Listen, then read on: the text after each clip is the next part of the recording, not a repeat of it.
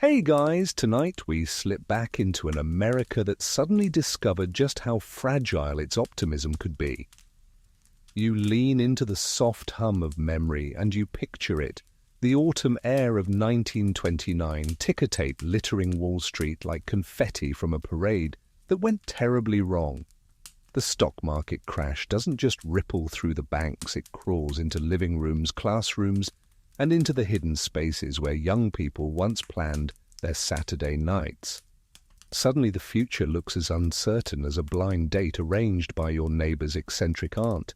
And yes, you probably won't survive this if you're still planning to pay for dinner with margin loans. So, before you get comfortable, take a moment to like the video and subscribe, but only if you genuinely enjoy what I do here. And go ahead, drop a comment with your location and the time on your clock.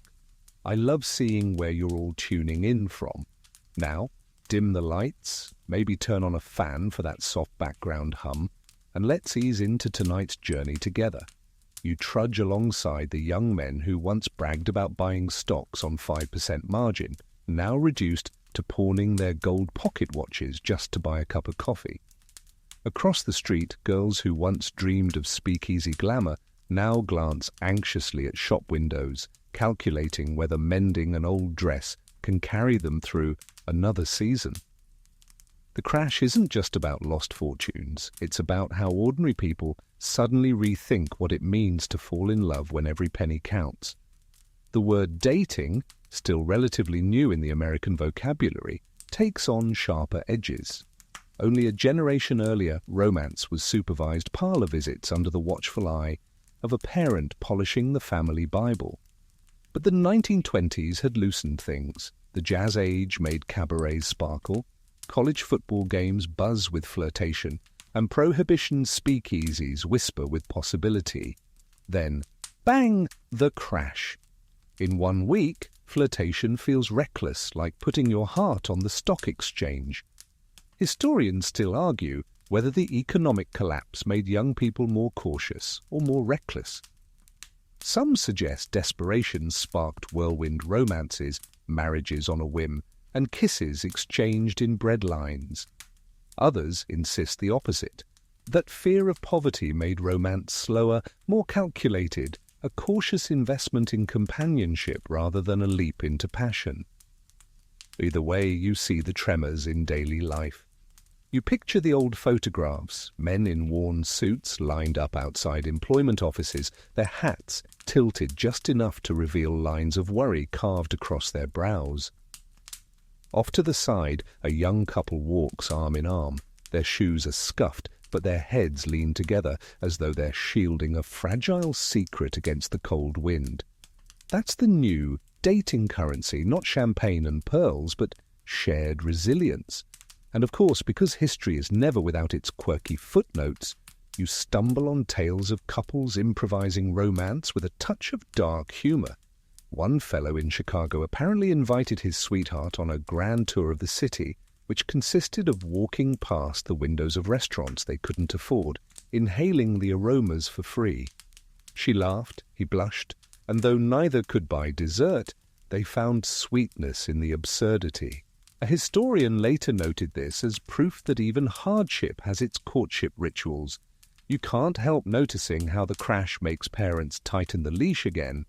In prosperous times, dating had been about escape, driving out in automobiles, dancing till midnight.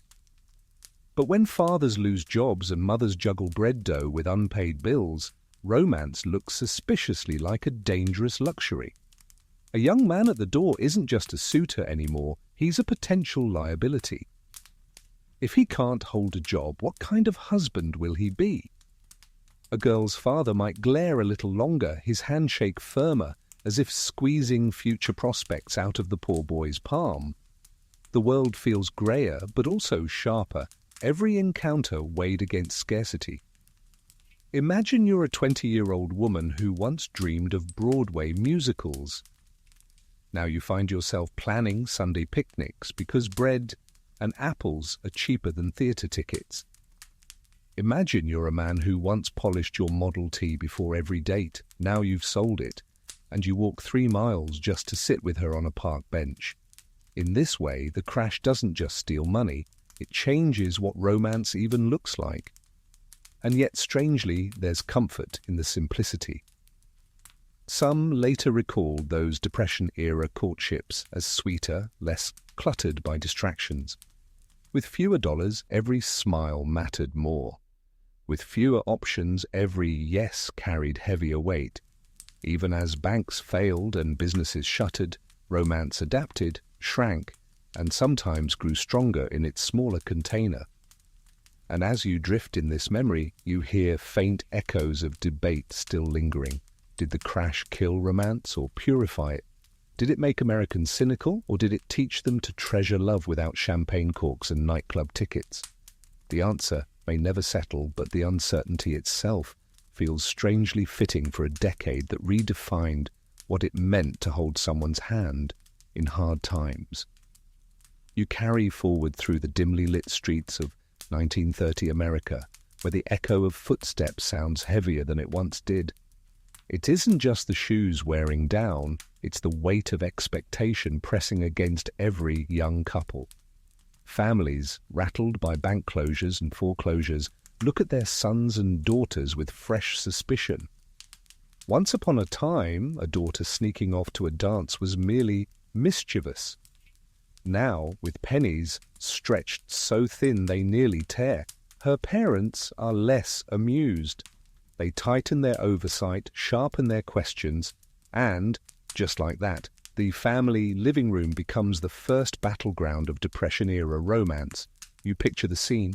A nervous young man shows up, hat in hand, hair slicked with too much pomade because it's the only thing he can afford to overdo. The girl's father, who lost his job at the mill 6 months ago, studies him like a banker weighing collateral. Does he work? Can he provide? Is he steady? Courtship is no longer a flutter of butterflies. It's a test, and the examiners are sitting right there at the dinner table, forks tapping against chipped plates. It wasn't always this strict. In the 1920s, parental authority loosened. The automobile was practically a getaway car, ferrying couples beyond the reach of watchful eyes. Jazz clubs and soda fountains gave young people their own world, a world pulsing with brass horns and sparkling lights. But when the crash pulled the rug out, the pendulum swung back. Parents who once tolerated petting parties, yes, that was an actual phrase that sent ministers into fits, now insisted on curfews and chaperones. Historians still argue whether this clampdown was a conscious choice or simply the natural reflex of a frightened generation. Was it moral panic, or just budgetary necessity, since every outing meant money leaving the house? Either way, the message was clear. Dating was no longer just about fun. It was about survival, reputation, and the family's fragile future. You might find yourself amused at the quirky ways parents inserted themselves. One story floating around tells of a Kansas mother who routinely sat between her daughter and her beau on the living room couch, knitting furiously, her needles clacking like tiny warning bells. The couple whispered behind her back, but she claimed she could hear every word. Another anecdote speaks of fathers accidentally polishing their shotguns near the front door when suitors arrived. You laugh softly now, but imagine the poor young man clutching a wilted carnation, deciding if romance was worth the risk of becoming target practice. Of course, not every parent wielded iron control. Some mothers quietly cheered for their daughters, hoping marriage might offer an escape from financial ruin. If the right boy came along, even one without wealth but with determination, he might be seen as a ticket to stability. And yet daughters faced the pressure of carrying not just their own hearts, but their family's hopes. It's one thing to date for fun when times are easy. It's another to feel like your romance could determine whether your parents can finally stop worrying at night. You sense the tension in every exchange, a father telling his daughter, "Remember, you can't eat kisses," A mother reminding her son, "Don't waste money on some girl when your brothers need shoes." And yet young people resisted in subtle ways: a stolen walk after church, a whispered promise at the corner store, a quick meeting at the post office. These were their rebellions. Love squeezed itself into the cracks between obligations. The quirky tidbit here is how even etiquette books shifted tone. Guides that once advised on which flowers to bring or how to politely request a second dance now stressed thrift. One booklet from the early 30s urged young men not to overextend themselves financially on fancy tokens of affection, but rather to demonstrate character and steadiness. Imagine that, dating advice delivered like a financial audit. And yet, as you watch these scenes play out, you realize that the family home, though stifling, was also a kind of cocoon. With the world outside collapsing, the living room became a stage where futures were negotiated, sometimes awkwardly, sometimes tenderly. Parents may have been stricter, but they were also, in their own way, guardians of a generation walking through uncertainty. So you sit there, in your chair, with the dim hum of history in your ears.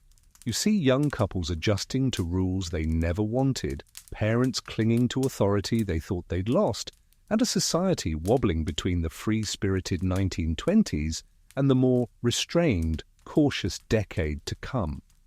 The Great Depression doesn't just alter wallets, it redraws the map of intimacy, and family is the border wall you must scale. You drift onward into the early 1930s, where the rustle of paper lunch bags and the creak of park benches replaced the fizz of soda fountains and the glitter of nightclubs. Pennies, once an afterthought at the bottom of a purse, now dictate the rhythm of romance. You see couples clutching nickels like treasure, debating whether to spend them on a trolley ride or on 2 apples that could stretch a supper. Dating in these lean times is not about grandeur, it's about ingenuity. Imagine a young man leading his sweetheart to the city park on a Sunday afternoon. Instead of polished shoes and a steak dinner, he offers her a sandwich wrapped in wax paper, bread he baked at home, peanut butter bought in bulk, maybe a single pickle for a splash of extravagance. They sit on the grass, shoes dusty, the world around them filled with the sounds of children shrieking in laughter because at least the playground doesn't charge admission.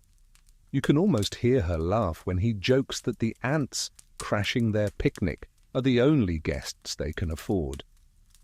It isn't glamour, but it's something, a date carved out of scarcity, tender because of its simplicity. Historians still argue whether this new emphasis on frugality made romance purer or simply more exhausting. Some say couples grew closer because they stripped away distractions. No jazz club smoke, no fancy cocktails, just conversation and the occasional harmonica tune under a tree. Others insist that the endless budgeting and penny-pinching put strain on love, that every outing became a negotiation rather than a celebration. The truth, as usual, is tangled somewhere in between.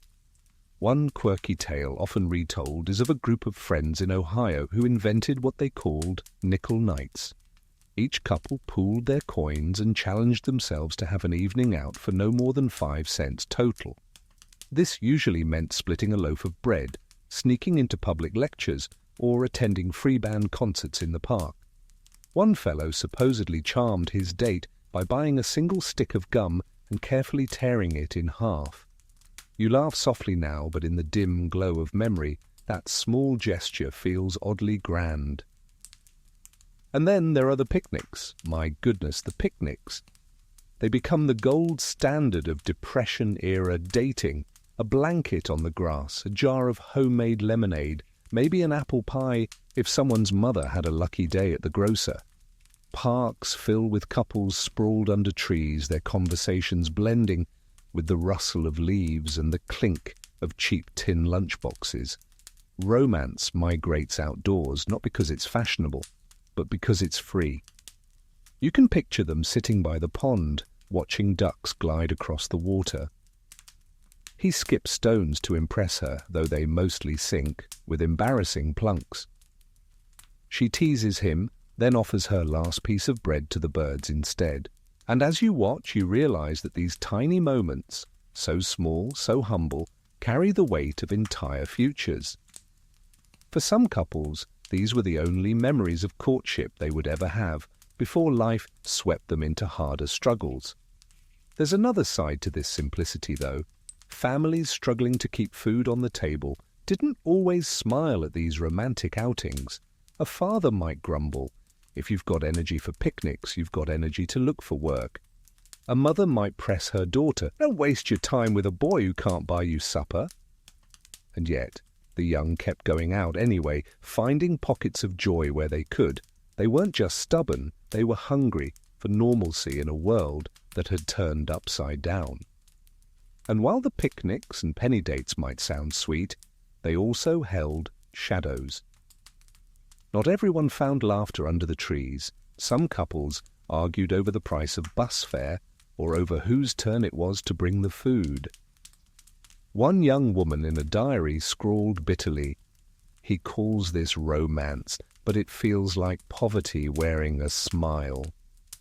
You sense her frustration, sharp and weary, reminding you that love in the Depression was never all sunshine. It was survival stitched together with scraps of tenderness.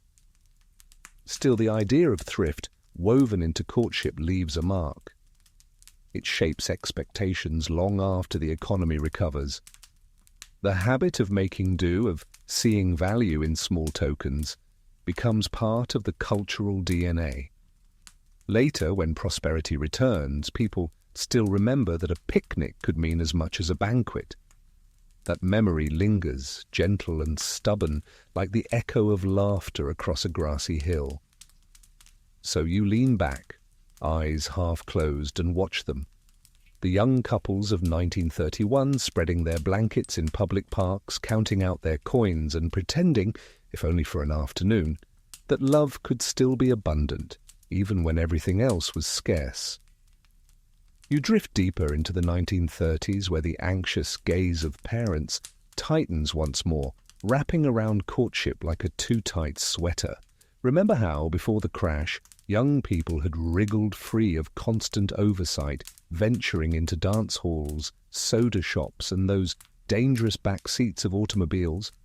Now, with wallets thinner and futures wobblier than a chair with 3 legs, families start dusting off traditions that seemed ready for the attic.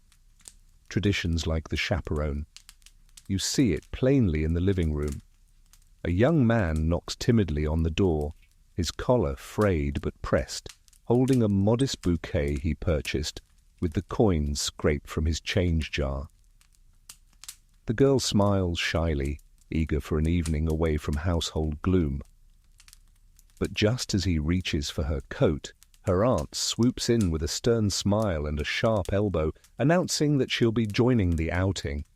Suddenly the boy realizes his date is no longer a duet, but a trio. You can almost hear the sigh under his breath. Historians still argue whether the revival of the chaperone was truly moral or simply economical. Was it a sincere attempt to guard young people's virtue, or was it just a convenient way for nervous parents to keep outings cheap and controlled? After all, if a chaperone came along, the night would almost certainly end early, which spared everyone the cost of another round of soda or another ticket stub. The quirky detail: some chaperones took their duties a little too seriously. Reports survive of grandmothers knitting in the back row of a movie theatre, their needles clicking louder than the projector. One poor boy confessed in a letter that every time he tried to hold his sweetheart's hand, her little brother accidentally dropped his popcorn on their laps. In some towns, volunteer church ladies even offered themselves as community chaperones, ready to tag along like moral hall monitors. It was equal parts absurd and suffocating. And yet, you notice something tender tucked between these awkward arrangements. For many families, chaperoning wasn't only about control, it was also about companionship. Parents and aunts, frightened by foreclosures and unemployment, didn't want to lose their children to a world that felt hostile. By accompanying them, they stayed part of their stories, even if it meant embarrassing everyone involved. But young people, as always, found loopholes. Couples whispered in the back pews during Wednesday prayer meetings, used errands to the corner store as stolen moments, or enlisted sympathetic siblings to run interference. A chaperone could slow them down, but it couldn't stop them entirely. Love is wily. It finds cracks in every wall. You chuckle softly, remembering that crocodile dung sunscreen from ancient Egypt, because human history has always been full of strange protective measures, hasn't it? The chaperone is just another version, less smelly perhaps, but equally awkward. Parents hoped it would guard virtue and reputation, but often it only added a layer of comedy to an already tense romance. Still, the return of supervision marked a turning point. Dating no longer floated free in the glitter of the jazz age. It was tethered again, checked, and measured. If the 1920s whispered of independence, the Depression whispered of boundaries. And you, sitting here in the quiet hum of the present, can almost hear the creak of rocking chairs, the sighs of restless youth, and the steady clicking of knitting needles as the night stretches on.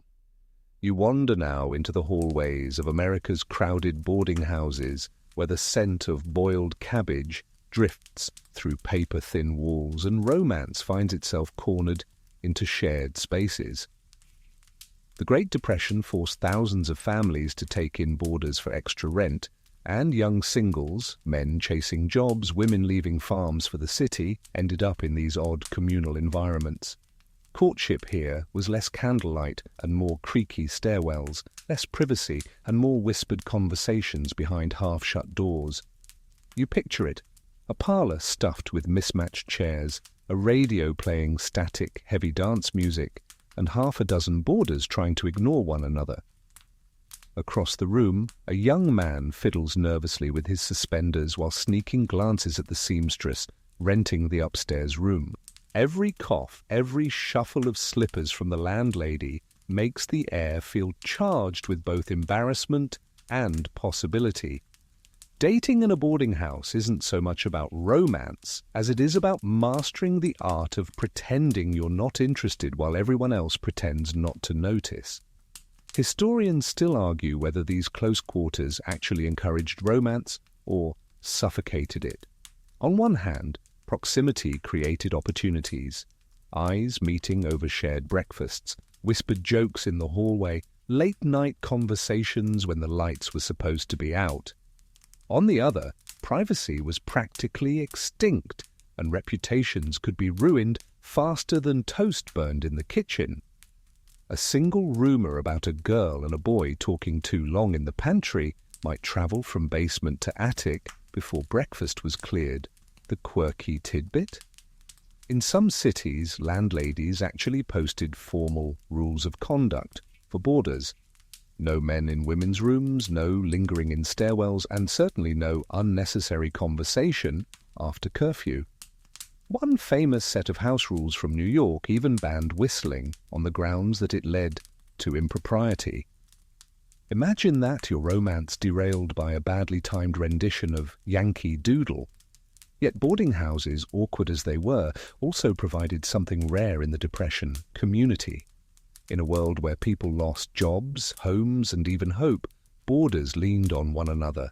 The shared dinners, the pooled newspapers, the jokes about thin soup, it all knitted strangers into a kind of family.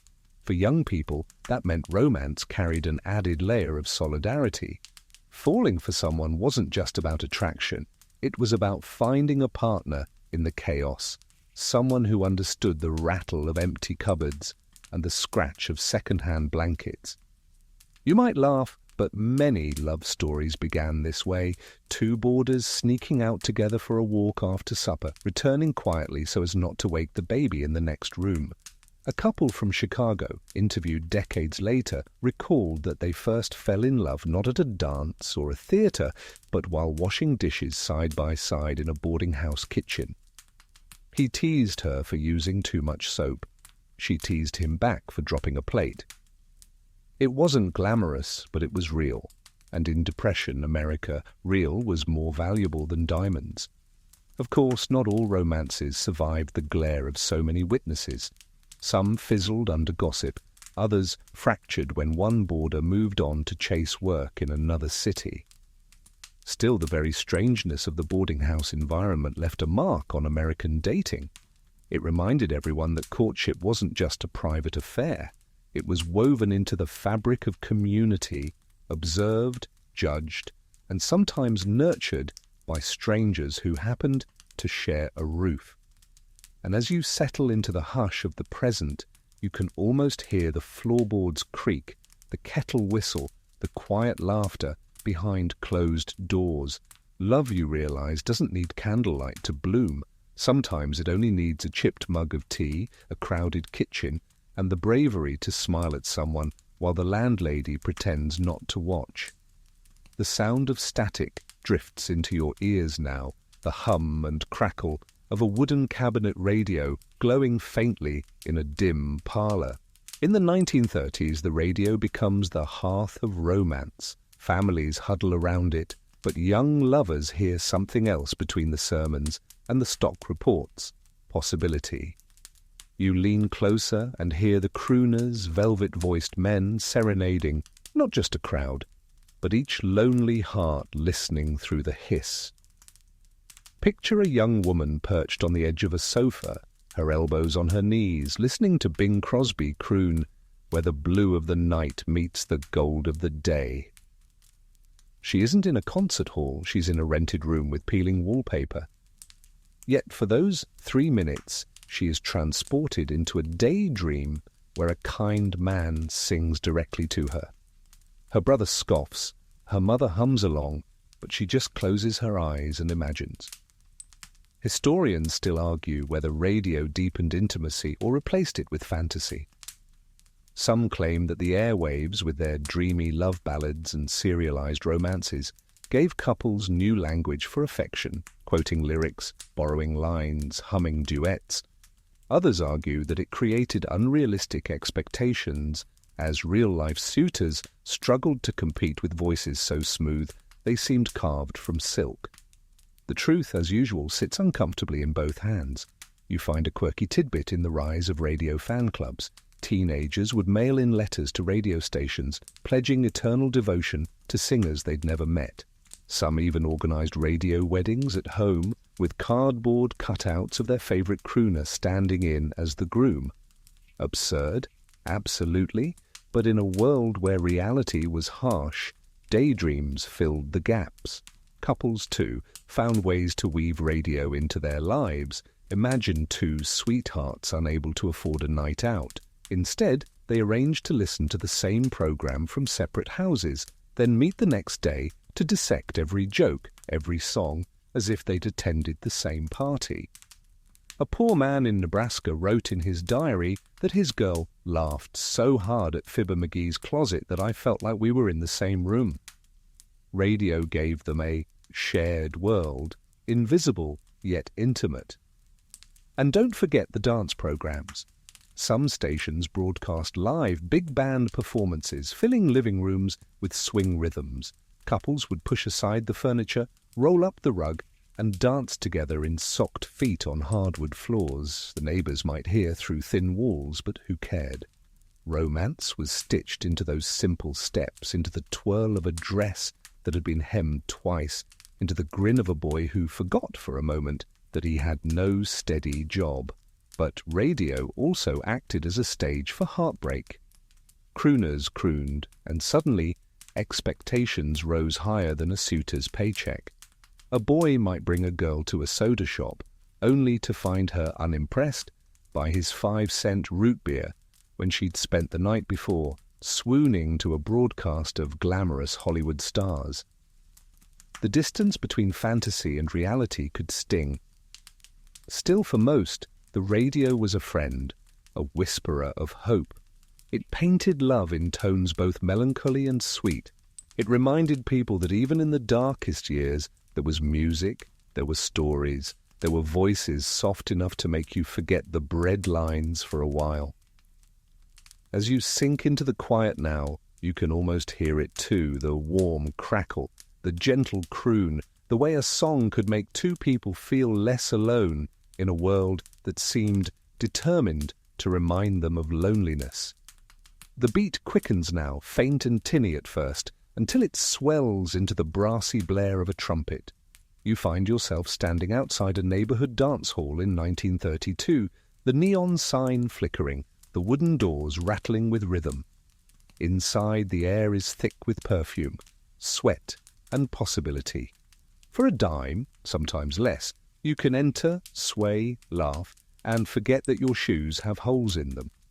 You step in, and the floorboards shiver beneath dozens of couples jitterbugging, foxtrotting, or just swaying in place because they never quite learned the steps. The band isn't famous, it's local boys with second-hand instruments, but their music cuts through hunger and unemployment like a burst of light through a dirty window. Here, romance finds a stage again. A girl in a patched dress, her lipstick slightly smudged, twirls in the arms of a boy whose paycheck wouldn't last a week, and yet in this moment they're royalty. Historians still argue whether these cheap dance halls prolonged the freedom of jazz-age courtship or transformed it into something new. Some claim they were lifelines, keeping romance alive in spite of despair. Others suggest they were escapist bubbles, places where people pretended everything was fine while ignoring the harsher realities waiting outside. The debate hums like a bass line beneath the memory, unresolved yet essential. A quirky detail. Some halls offered 10-cent dances, where men paid a dime for a ticket that entitled them to one song with a partner, often a professional hostess, hired to keep the floor lively. These women weren't prostitutes, despite lurid rumors. They were workers, often supporting families, waltzing through exhaustion for the price of a loaf of bread. Men who couldn't afford even that sometimes lingered on the sidelines, swaying alone to music they couldn't buy into. You can almost see the longing in their eyes. But for those who made it onto the floor, the experience was electric. One couple later remembered that their first kiss happened outside a hall when the band played Stardust. They had danced 3 songs together, and though he couldn't pay for more, they lingered by the door, humming the melody, their fingers brushing like shy violins. Even without another ticket, they carried the song with them. You can imagine the scene more vividly. The clack of shoes on wooden planks, the laughter spilling like champagne though no one here can afford a drink, the heat of bodies pressed close in a room lit dimly by bare bulbs. The hall itself might be little more than an old barn dressed up with paper streamers, but for a few hours it becomes a palace of rhythm. And yet the cracks show. Girls sometimes went home barefoot because their shoes split mid-dance. Boys occasionally vanished before the last song, too embarrassed to admit they couldn't afford bus fare home. There were whispered arguments, too, about jealousy, about empty wallets, about promises that couldn't be kept once the music stopped. Love danced, but so did worry, weaving between the brass notes. Still, you sense why these halls mattered. They were proof that romance could survive on less than $1, that laughter could echo even when the cupboards were bare. Dance didn't solve the depression, but it gave couples a chance to look into each other's eyes without seeing only hardship reflected back. For some it was enough to keep hope alive until better times returned. As you settle back into the hush, you feel the rhythm fade, the trombone slides, the drumbeat softening like footsteps leaving a stage. Outside, the night air is cold, but the memory of dancing lingers, warm as a heartbeat, steady as 2 hands clasped in the dark. You wander next into the realm of tokens, where love is measured not in carats of diamond, but in the texture of paper, wood, or ribbon. Jewelry stores, once the proud backdrop of romantic gestures, stand quiet now. Diamonds gleam behind glass, but most couples only press their noses to the window before moving on. With banks failing and jobs scarce, courtship shifts into a world of homemade gifts, gestures stitched together with thrift, imagination, and a little desperation. You picture a boy whittling by lamplight, carving a small wooden heart from a scrap of pine. His hands are rough from farm work, but he smooths the edges until the grain shines. When he gives it to his girl, her eyes light up as if he had handed her pearls. To anyone else, it's just wood. To them, it's proof that time and care still mean something. Historians still argue whether this era of homemade tokens reflects genuine sentimentality or enforced necessity. Some say the Depression revealed the true essence of romance. When you can't buy love, you craft it. Others argue that young people simply had no choice, that their courtships were less tender by nature and more bound by survival. Both views ring true, like the echo of a harmonica played at dusk, half sorrow, half sweetness. The quirky tidbit here: some couples exchanged depression rings. These weren't diamonds or even gold. They were often made from brass, tin, or even celluloid plastic.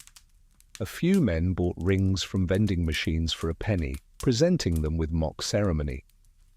One Chicago woman later recalled her fiancé slipping a Cracker Jack prize ring onto her finger, swearing he'd replace it one day. She wore it until it broke, and by then they were married 20 years. Beyond rings, there were other small gifts: folded paper flowers, poems written in pencil on the backs of grocery lists, songs composed on battered guitars. A girl might embroider her sweetheart's initials into a handkerchief. A boy might stitch together a cloth wallet from an old coat. None of it glittered, but all of it mattered. And these gestures weren't just for lovers. Friends exchanged tokens too, reminders that bonds of affection could outlast economic despair. Scrapbooks filled with pressed flowers, postcards, or funny doodles became treasures. In a world where money was scarce, meaning was priceless. You can almost see one couple sitting together on a stoop in the fading light. He hands her a folded paper crane, awkwardly made, one wing shorter than the other. She laughs, not because it's ugly, but because it's theirs. He shrugs, saying, "That's all I've got." She tucks it into her pocket as if it were gold. That moment, humble, homemade, outshines anything a jeweler could sell. Of course, not everyone was charmed. Parents sometimes frowned at these makeshift tokens, worried that they signaled unserious intent. "If he can't buy you a ring," one mother might scold, "how will he ever buy you a house?" But many young women defended these gifts fiercely. One diary entry from 1933 reads, "Mama doesn't understand. The necklace made of buttons is more precious than pearls because he thought of me with every stitch." You lean back now, eyes half closed, realizing that the Depression reshaped not only how couples dated, but how they expressed affection. Love became portable, pocket-sized, something you could carve, fold, or sew. It wasn't about price tags, it was about proof that someone cared enough to create. And in that way, every homemade token was both a survival tactic and a declaration. As the night around you deepens, you imagine those tokens still hidden in drawers somewhere: yellowed paper flowers, bent brass rings, poems faded by time. They whisper a truth that wealth often hides: love doesn't need sparkle to shine. You step into the sound of scratching pens and the soft rustle of envelopes, where romance in the Depression stretches itself across miles of distance. When the economy collapses, families scatter like seeds in the wind.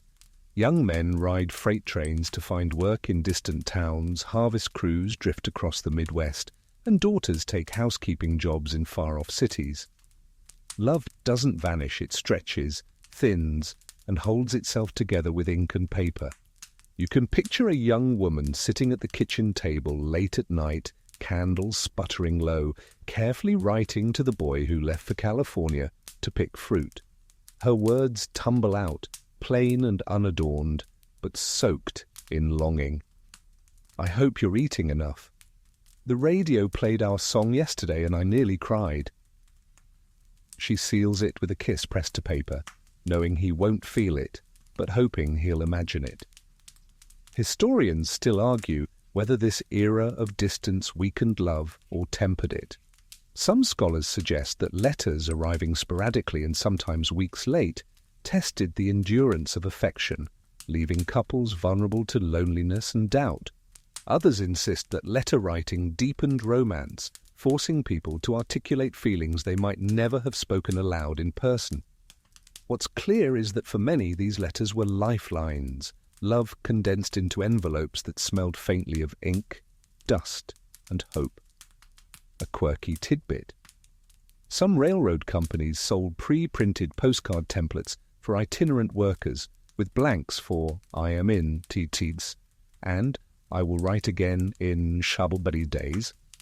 They were designed to save time and postage, but lovers often scribbled extra notes in the margins, doodles of hearts, clumsy poems, or inside jokes that softened the formality. One surviving postcard from 1934 reads simply, "Still hungry, but still yours." Couples developed rituals around their correspondence. Some numbered their letters, terrified that one might go missing in the postal shuffle. Others tucked tiny keepsakes into envelopes, a pressed wildflower, a snippet of ribbon, even a lock of hair tied with string. Imagine opening an envelope after a week of silence and finding not just words, but a tangible piece of someone you missed. And then there was the waiting, the endless waiting. A girl in Missouri might check the mailbox 3 times a day, heart thudding with each creak of the rusty hinge, only to find bills and circulars. A boy in Nevada might hoard stamps like treasure, calculating whether to write 3 short letters or 1 long one. You can almost feel the ache of anticipation, the way absence sharpened desire until even the faintest line of ink felt like a caress. Of course there were heartbreaks too. Letters got lost, or worse, they stopped arriving. Some romances dissolved not with a fight, but with silence. A boy chasing jobs in the West might drift out of touch, his promises fading as new hardships consumed him. A girl might tuck away the last letter in a shoebox, unable to throw it out, unwilling to admit it was the end. And yet many of these Depression-era romances endured precisely because of the letters. Couples learned patience. They learned to express love without gifts, without kisses, without shared picnics. They learned to write devotion into being. When they finally reunited, sometimes years later, those stacks of envelopes became testaments, proof that love had survived distance and despair. As you sit with this memory, you can almost hear the scratch of the fountain pen, the thud of the postman's boots on the porch, the crinkle of an envelope being opened with trembling hands. In an age when money was scarce and futures uncertain, love travelled by mail, slow, fragile, but fiercely alive. You find yourself now in a factory floor humming with machinery, the clang of metal against metal, the hiss of steam, the chatter of women bent over assembly lines. The Great Depression didn't just send men scrambling for work, it drew women into new jobs, changing the shape of daily life and, inevitably, of dating itself. Courtship no longer fit neatly into old molds. When daughters became breadwinners and girlfriends punched the same time clocks as their sweethearts, gender roles wobbled like chairs missing a leg. Picture a young man in 1933, hat in hand, waiting outside a textile mill. His girl emerges in her smudged uniform, hair pinned back, smelling faintly of machine oil. He once imagined himself the provider, but here she is, tired but proud, handing him a paycheck that matches his. Their dates no longer revolve around him treating her.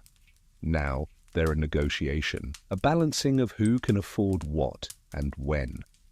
Historians still argue whether women's economic independence during this era truly empowered them or merely piled more burdens onto already weary shoulders.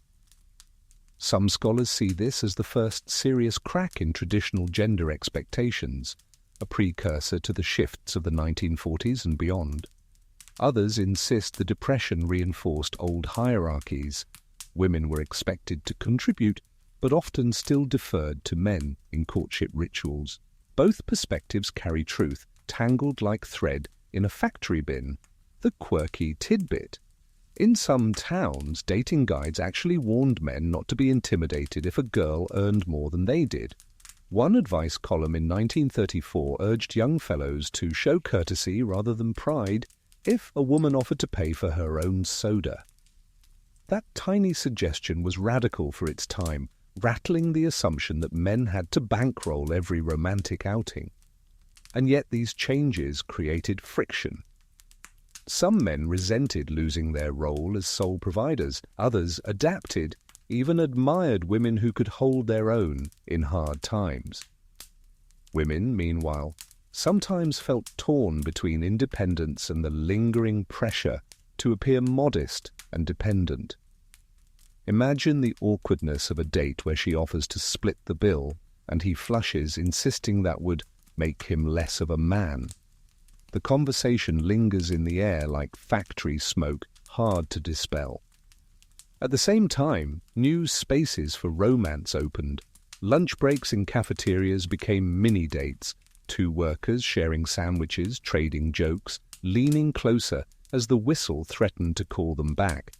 After-hours union meetings, too, sometimes doubled as unexpected courting grounds.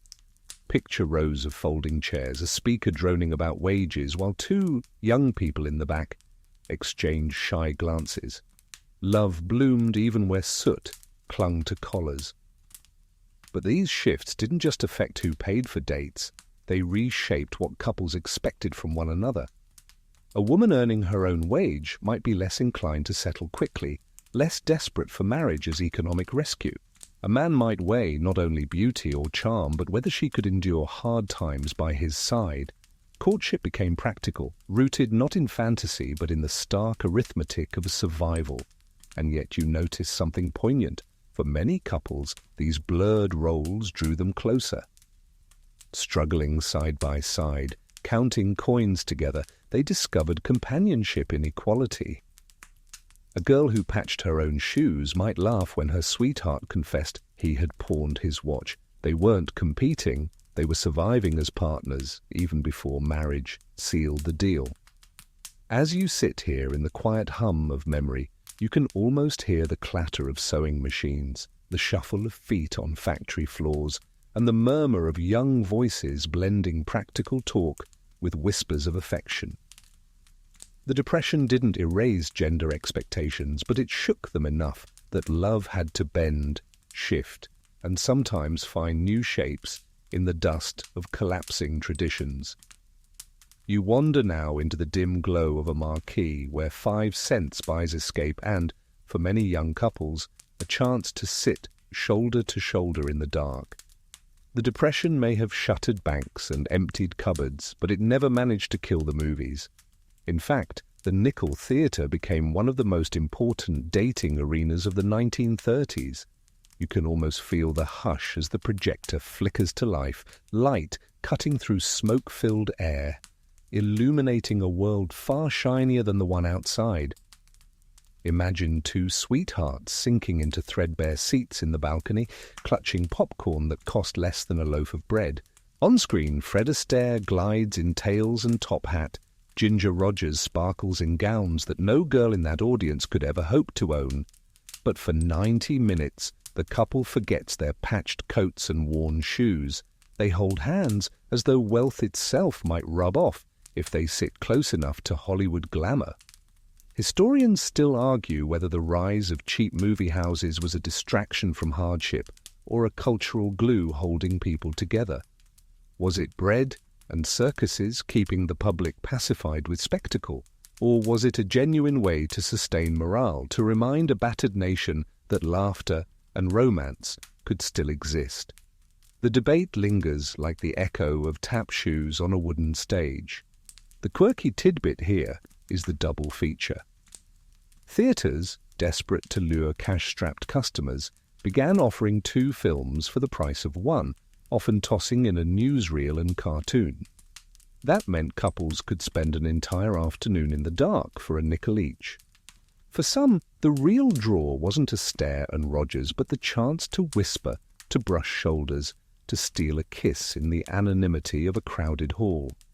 Parents knew this, of course, which is why some frowned on too many trips to the picture show. And then there were the newsreels, grim footage of breadlines and bank runs shown before comedies and musicals. Imagine the jarring shift. 1 minute you're watching men in patched coats queue for soup, the next you're laughing at Laurel and Hardy.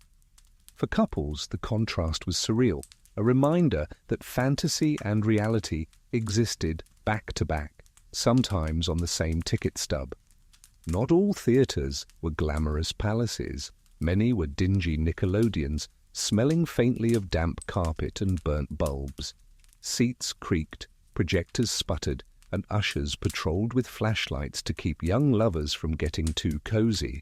Yet even in the cheapest halls, the magic held. One man later recalled, "I couldn't afford a ring, but I could afford to sit beside her in the dark. That was enough."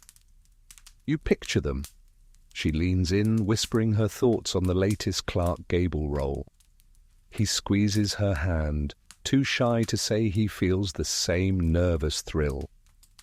The screen flickers, the world pauses, and for the price of a nickel, love feels possible again.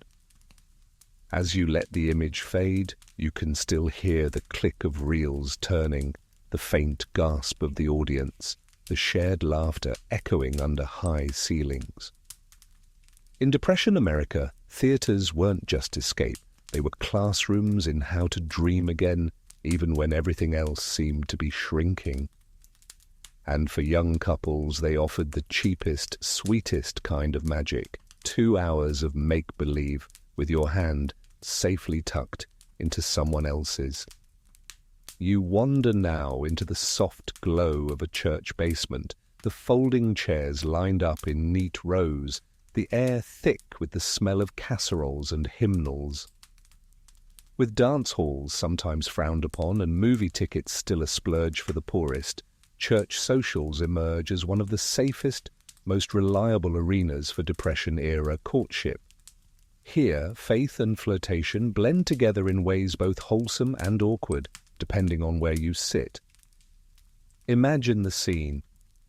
A group of young men in ill-fitting suits, hair slicked back with too much pomade, standing nervously along one wall. Across the room, a circle of girls whispers, adjusting hand-me-down dresses, sneaking glances at who might walk them home later. A minister clears his throat, declaring the start of the evening's program, a sing-along, a pie contest, perhaps a short lecture on moral living. Parents beam proudly, convinced their children are safe under the church roof. Meanwhile, the young people plot discreet ways to exchange looks, notes, and maybe a cookie or two.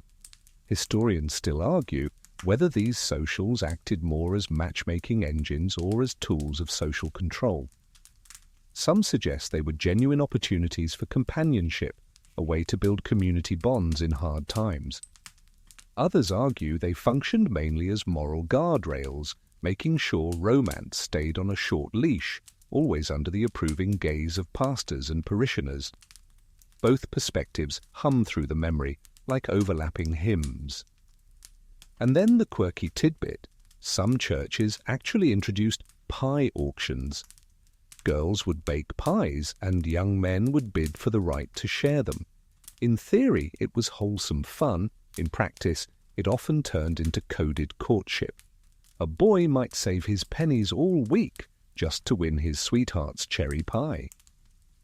One Kansas fellow later joked that he spent more money on pie auctions than on groceries, though he eventually married the baker. Beyond auctions, Socials included sing-alongs, ice cream socials in summer, and Christmas pageants in winter. These events offered structure, entertainment, and most importantly, surveillance. Romance could blossom, yes, but only within carefully defined boundaries. You can almost hear the rustle of Bibles mixed with nervous laughter, the squeak of shoes on polished church floors, the sweet tension of trying to flirt without drawing too much attention. Yet despite the oversight, young couples found ways to carve out moments.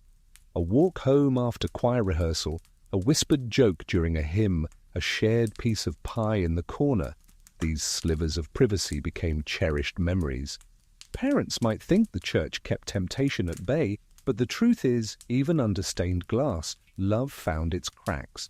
For some, these church gatherings offered more than romance. They built community resilience. Congregations pooled resources, shared food, and supported struggling families. Falling in love in this environment wasn't just about personal happiness. It was about joining a wider net of belonging. Marrying someone from your congregation often meant marrying into stability, into a support system that mattered as much as affection itself. As you drift back into the quiet, you can almost hear the hymn fading, the murmur of conversation lingering after the closing prayer, the soft shuffle of couples walking home under the watchful stars. Love here is shaped by faith and fellowship. Modest, monitored, but undeniably present. You find yourself now standing along a dusty roadside, the air heavy with gasoline fumes and the occasional rattle of a passing truck.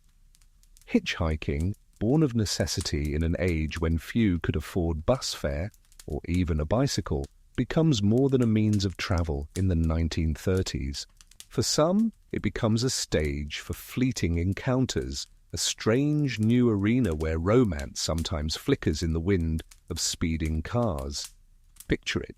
A young man, hat tilted low, thumb out, suitcase scuffed from too many miles. A rumbling Ford pulls over, and inside sits a girl with her aunt, heading to town. Their eyes meet for the first time as he climbs in, the car lurching forward, the road stretching endless ahead. He's going nowhere in particular, maybe California, maybe just the next town with work. She's going to the grocer. But for those 10 minutes in the cramped back seat, a conversation blooms. He tells her about the farms he's passed, the stars he's slept under. She laughs, admitting she's never traveled more than a few miles from home. For both, it's a moment carved out of chance, as fleeting as dust on the wind. Historians still argue whether hitchhiking during the Depression was reckless independence or quiet desperation. Some frame it as youthful rebellion, a symbol of freedom in an age of limits. Others stress the danger, the vulnerability, the countless unknowns of accepting rides from strangers. Both are right. Hitchhiking was both liberating and terrifying, a metaphor for the whole decade itself. A quirky tidbit: in some regions, roadside flirting became so common it earned its own slang. Thumb courtship, newspapers called it, poking fun at the growing number of romances sparked by rides. One Oklahoma paper even ran a cartoon of Cupid with his bow standing at a crossroads, his thumb out like any other hitchhiker. You can't help but smile at the absurdity and at how even hardship can inspire humor. Not all of these encounters ended in love stories, of course. Many were nothing more than brief chats, remembered only as fragments. A girl might tell her grandchildren decades later, "I once rode with a boy who sang cowboy songs the whole way, never saw him again." For others, though, the rides planted seeds. There are stories of couples who met this way, reconnected by chance later, and built marriages on what began as a dusty roadside glance. But hitchhiking also symbolized something larger. It revealed the hunger for movement, for connection, for possibility. Young men and women longed for more than their small towns or failing farms could offer. And the open road, cheap, risky, unpredictable, seemed to promise it. To date someone who hitched rides was to brush against that same spirit of daring, to taste the independence of travel without the cost. You picture the roads stretching endlessly across America, dotted with tired faces, battered shoes and thumbs thrust stubbornly toward the horizon. The Great Depression might have closed bank doors, but it left the highways wide open. And in those fleeting, dusty moments, romance sometimes slipped into the passenger seat, staying just long enough to make the journey feel less lonely. As you settle back into the quiet, you can almost hear the rumble of tires on gravel, the nervous laughter of strangers sharing stories, the fading echo of a tune sung softly against the roar of the wind. You drift now into the middle years of the Depression, when courtship takes on a new phrase, one that slips off the tongues of jittery parents and dreamy-eyed teenagers alike. Going steady.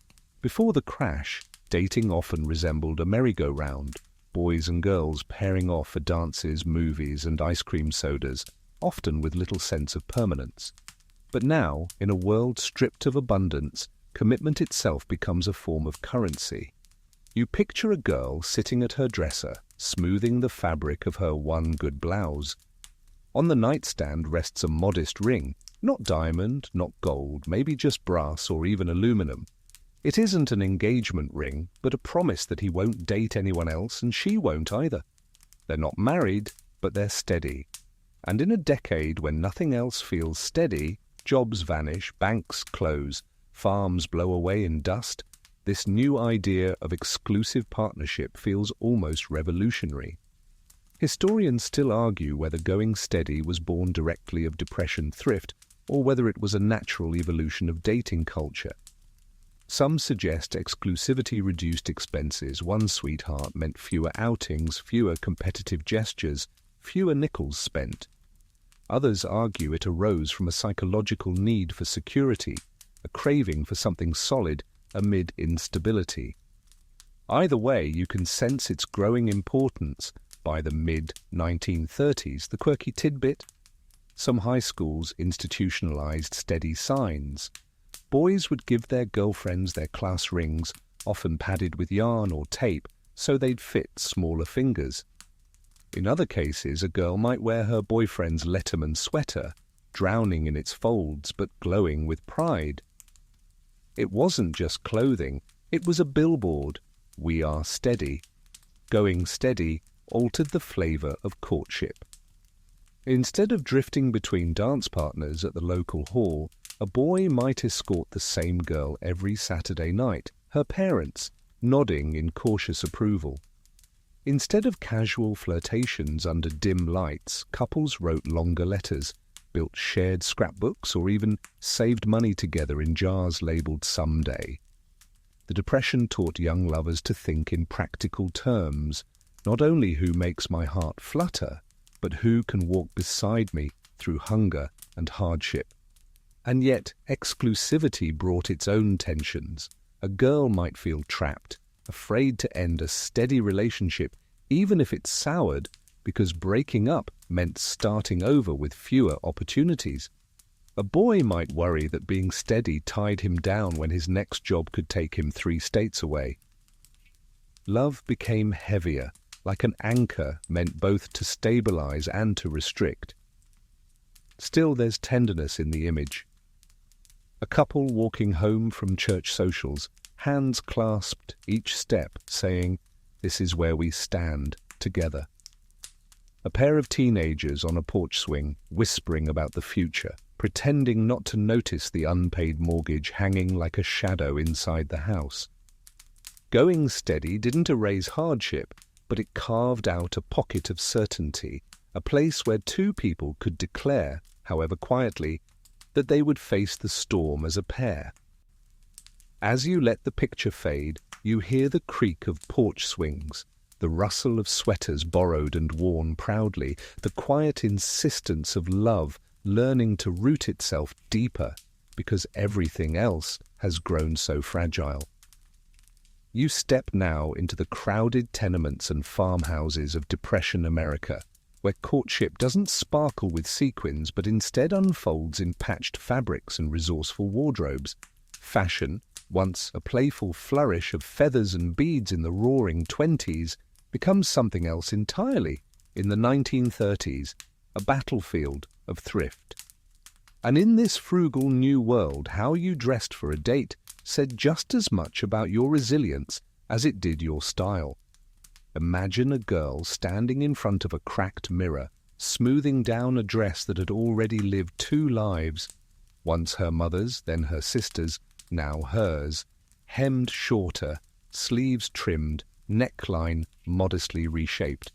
A ribbon salvaged from a flour sack is tied carefully in her hair, its faded print, ironically, chic. She knows her beau will notice not the fabric, but the effort, the tiny sparkle of dignity she manages to pin into place. Historians still argue whether this fashion thrift reinforced social restraint or encouraged creativity.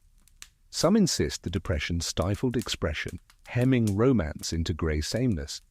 Others suggest it unleashed a new kind of inventiveness where young people found beauty in repurposing, in turning scarcity into style.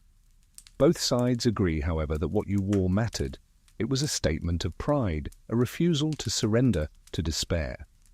And here comes the quirky tidbit: flour companies actually caught on. Realizing that families were reusing the fabric sacks for clothing, some mills began printing their sacks with floral or patterned designs. Suddenly, a symbol of poverty became a tool of fashion. Entire towns saw Sunday picnics filled with girls in flour sack frocks, cheerful blooms cut from what once carried wheat. One woman, interviewed decades later, chuckled, "I guess he courted me in flour sacks, but I felt like I was wearing silk." For men, too, clothing reflected the times. Suits were worn shiny at the elbows, patched at the knees, collars turned twice to hide fraying edges. Shoes were polished until the leather nearly gave out, because showing up to a date with scuffed shoes was as close to a moral failing as you could get. A boy might borrow a tie from his brother, or stitch one himself from leftover cloth, knotting it proudly even if the stripes ran crooked. Dating clothes carried stories. A patched jacket whispered of resilience. A repurposed dress spoke of family teamwork. Couples often notice these details, complimenting not extravagance, but the sheer effort it took to appear presentable. One girl might tell her beau, "I know you saved for weeks to buy those new shoelaces," and mean it as the highest compliment. Yet, fashion in the Depression wasn't only about appearances, it shaped intimacy too. A boy might offer to walk a girl home, so her shoes wouldn't wear down, on the gravel road. A girl might stitch a scarf for her sweetheart, not because wool was cheap, but because every loop of thread carried affection. Romance was stitched into seams, embroidered into hems, hidden in the folds of second-hand cloth. Of course, there were tensions. Some young people envied Hollywood's glittering wardrobes on screen, aching to dress like Clark Gable or Carole Lombard. The gulf between fantasy and reality could sting, reminding them that glamour was a distant dream. But for many, this contrast only deepened the charm of homemade style. After all, if she could look radiant in a dress born from a flour sack, didn't that mean her light came from within? As you let the image settle, you can almost feel the texture of rough cotton against your fingertips, hear the soft rip of fabric being repurposed, smell the starch used to stiffen collars for just one more outing. Courtship in the Depression wasn't adorned with diamonds, but it was stitched with pride, effort, and a quiet determination to look lovely for one another, even when the world around them frayed. You drift now into the humming corridors of American colleges where chalk dust floats in the air and the echo of typewriters punctuates the silence of study halls. Even in the bleak years of the Depression, young people still dreamed of higher education. But on campus, romance had to adapt to the same pressures pinching every household. Courtship here was no longer about lavish fraternity formals or extravagant weekend trips. Instead, it was about group outings, shared textbooks and conversations whispered over stacks of borrowed library books. Imagine a group of students pooling their change for one pot of coffee, splitting it 4 ways in the corner of a campus diner. A boy leans across the table to tell a joke, the girl beside him laughs, and the spark is there. No violins, no champagne, just caffeine and the faint smell of chalk still clinging to their sleeves. Historians still argue whether the Depression democratized college romance or deepened divides. Some suggest scarcity leveled the playing field. When everyone is broke, everyone dates, simply, so wealth mattered less.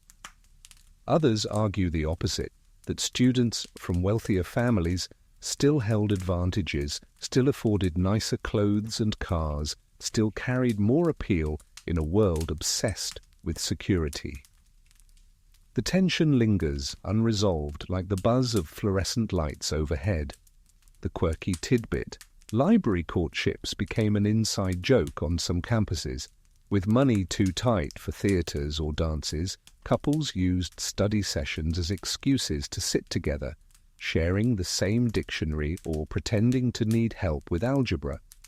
One student recalled that her beau proposed in the margins of a Latin text, scribbling, "Marry me when times are better." She circled it, then wrote, "Yes, but keep reading." Campus life also meant group dating. Instead of expensive one-on-one dinners, students often went out in clusters, 5 or 6 couples piling into one car, or walking to a nearby park with one picnic basket between them.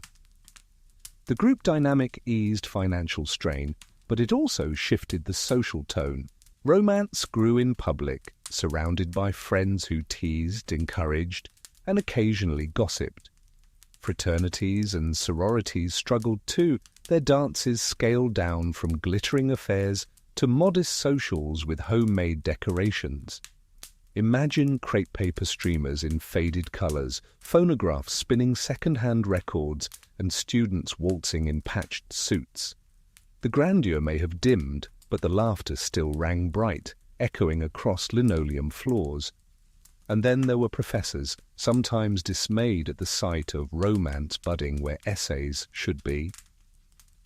One diary from a college dean complained that students were more interested in wooing each other than wooing knowledge. Yet in hindsight, that wooing looks inevitable. The Depression robbed students of financial stability, but not of the instinct to seek warmth in one another's company. Even athletics carried traces of courtship. A football game, once a spectacle of roaring crowds and roaring wallets, became a frugal date. Students packed sandwiches from home, cheered on their team, and huddled together against the autumn chill. For the price of admission, they found camaraderie, laughter, and a momentary illusion of normalcy. You can almost hear the shuffle of shoes across campus sidewalks, the rustle of notebook pages, the murmur of quiet jokes whispered under the watchful eye of librarians. College romance during the Depression was less glamorous, yes, but perhaps more intimate, rooted in study halls, group outings, and borrowed moments of privacy between stacks of books. It wasn't about showing off wealth. It was about showing up, even when times were hard. You move now into the open fields of rural America, where wide horizons stretch endlessly, but options for romance feel surprisingly narrow. Courtship in the countryside during the Great Depression faced its own peculiar hurdles. Cities at least had movie houses, dance halls, or bustling sidewalks. Out here, beyond the reach of neon lights, dating meant long distances, few prospects, and the constant grind of farm life pressing down on every gesture of affection.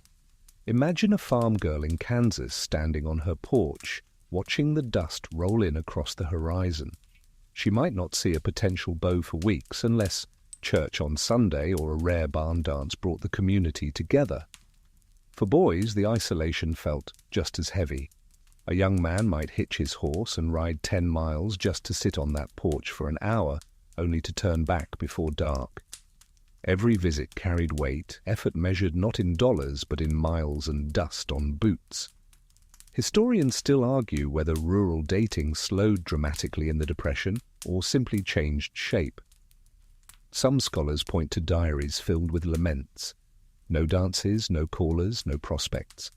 Others suggest that hardship bound small communities closer, with barn socials and church gatherings carrying more intensity than ever before. The truth seems to lie somewhere in between. Courtship grew rarer, but when it happened, it mattered fiercely. The quirky tidbit here is the barn dance. While urban couples crowded into nickel theatres, rural youth polished floors with waxed boots, tuning fiddles late into the night. Admission was often paid in food, a pie, a loaf of bread, sometimes a jug of cider. These dances weren't fancy, but they were lifelines. Young people could laugh, stomp their feet, and forget, if only briefly, that drought or foreclosure loomed. One Nebraska farmer later recalled, "I fell in love between fiddle tunes, with dust storms rattling the roof."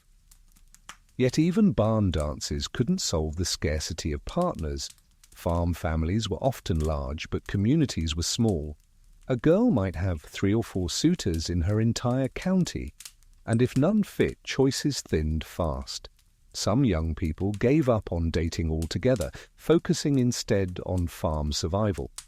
Others dreamed of escaping to the city, where romance seemed more abundant, though not necessarily easier. Distance itself became a barrier. A letter might take days to travel across a few counties, and visits required careful planning. A boy might promise to come calling, only to cancel when a tractor broke down or a cow fell sick. Courtship had to bend around chores, weather, and sheer exhaustion. Imagine a couple trying to enjoy a quiet walk after supper, only to be interrupted by the need to check on the livestock before nightfall. Romance always played second fiddle to survival, and yet resilience shone through. Couples learned to treasure small gestures, a girl slipping an extra biscuit into a boy's pocket after supper, a boy whittling a trinket during long evenings in the barn. Out here, words were fewer, but actions spoke louder. A boy fixing a broken fence for his sweetheart's family meant more than any bouquet could. A girl knitting gloves for her beau's long winter rides carried more weight than any store-bought token. As you linger on this scene, you can almost hear the fiddles squealing in a drafty barn, boots stomping in time, laughter mingling with the scent of hay and lantern smoke. Love in rural America during the Depression wasn't abundant, but when it sparked, it glowed steady, like a lantern on a lonely porch, fragile yet stubborn against the endless dark. You step now onto the dusty highways of America, where couples don't sit on porches or linger in libraries. They move. The Great Depression scatters millions across the country in search of work, and with that migration comes a new kind of romance. Love forged on the road, tested by hunger, carried in battered suitcases. These are the migrant love stories where 2 young people chase harvest jobs together, their affection tied as much to survival as to desire. Picture a boy and girl climbing into the back of a truck headed toward the California fields. Their clothes are threadbare, their faces smudged, but their eyes sparkle with a mix of fear and hope. They aren't married, not yet, but they've promised to stick together as they follow the crops. They ride with strangers, sharing sacks of apples, passing jugs of water hand to hand. The road is long, but the company makes it bearable. Historians still argue whether these migrant romances represented independence or desperation. Some scholars claim they symbolized youthful freedom, couples rejecting small-town constraints and choosing one another against the odds. Others suggest these relationships were born of necessity, that companionship made the hardship survivable, but wasn't always chosen out of pure affection. As always, the truth lies somewhere in the dust, freedom and desperation tangled like weeds in a dry ditch. Here's a quirky tidbit. Oral histories recall weddings held in labor camps, complete with borrowed guitars and cakes baked from canned peaches. One California farmer chuckled years later that he'd never seen so many brides in flour sack dresses, yet he admitted those marriages often lasted longer than unions forged in easier times. The vows may have been spoken with empty pockets, but they were weighted with sincerity. Life on the move left little room for traditional dates. Couples shared meals cooked over campfires, laughed with other migrants around lanterns, or walked hand in hand along rows of ripening fruit. Privacy was scarce. Romance unfolded in plain sight, softened by the shared struggle of dozens of other families. A boy might slip his sweetheart an orange saved from his day's labor, and she might treasure it more than any diamond. And there were heartbreaks, too. Some couples parted when jobs pulled them in different directions, their promises carried away with the wind. Others discovered that life on the road magnified flaws as well as strengths. Yet many found in those conditions a kind of bond impossible to replicate elsewhere. Surviving together, sleeping in tents, stretching meager wages, planning each next move, turned dating into partnership almost overnight. One diary from a migrant girl in 1935 reads, "We have nothing, yet he makes me laugh. He says one day we'll settle in a place with curtains. I don't need curtains, I just need him." You can almost hear her voice, weary yet unwavering. And so you picture them, young couples moving westward, their shadows long against the setting sun, their hands clasped even as their futures remain uncertain. Love in migration wasn't built on grand gestures. It was forged mile by mile, meal by meal, step by step, across a restless land. As you let the image soften, you can still hear the rumble of trucks, the crackle of campfires, and the soft murmur of voices promising each other tomorrow, even when tomorrow felt like the most fragile thing in the world. The sound shifts now to the swing of brass and the shuffle of dancing shoes. You step into the mid-1930s when swing music bursts onto the scene and sweeps couples into its rhythm. Bands tour the country, playing in ballrooms, barns, and even makeshift venues, stitched together with strings of lights and battered instruments. In these gatherings, romance is not whispered but shouted through trombones and trumpets, pulsing through every spin, dip, and twirl. Imagine a Saturday night in 1936. A hall lit by bare bulbs is packed wall to wall, the air heavy with sweat and perfume, cigarette smoke curling toward the rafters. A boy in a patched suit grins nervously, asking a girl in a flour sack dress for the next dance. The band strikes up Duke Ellington's "It Don't Mean a Thing If It Ain't Got That Swing," and suddenly their troubles fade. For 3 minutes, they're not thinking about bank failures or dust storms. They're alive, moving, laughing, their steps tripping over each other, but never stopping. Historians still argue whether swing was simply a distraction from economic hardship or a subtle rebellion against it. Some suggest the music's infectious energy was escapism, a way to drown out despair. Others argue that swing was a declaration of resilience, that choosing joy in the middle of scarcity was itself an act of defiance. Either way, the music left its mark not just on dance floors but on hearts. The quirky tidbit: many halls offered ladies' choice dances where women could invite partners. This upended tradition just enough to spark teasing and gossip.